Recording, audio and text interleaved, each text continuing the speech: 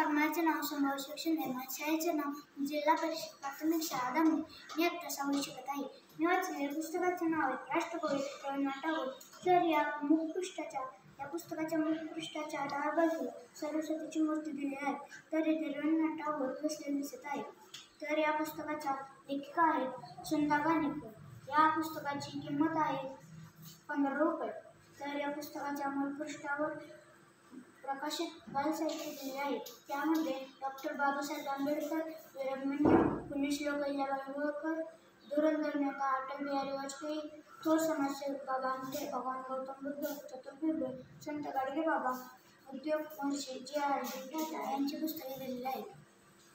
तर रवींद्रनाथ टागोर यांचा जन्म 7 मे 1861 रोजी कलकत्ता येथे एका संपन्न जमीनदाराच्या घराण्यात झाला. त्यांचे बालपण श्रीमंतीत गेले होते.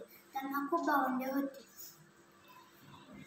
जेवणात पौष्टिक पदार्थ, नेसायला उंची कपडे व मोजे बूट असा त्यांचा थाट होता.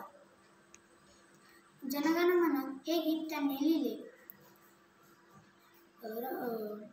त्यांच्या वडिलांचे नाव देवेंद्रनाथ व त्यांच्या आईचे नाव शारदादेवी होते. देवेंद्रनाथ टागोर देवेंद्रनाथ टागोर हे महर्षी म्हणून प्रसिद्ध होते.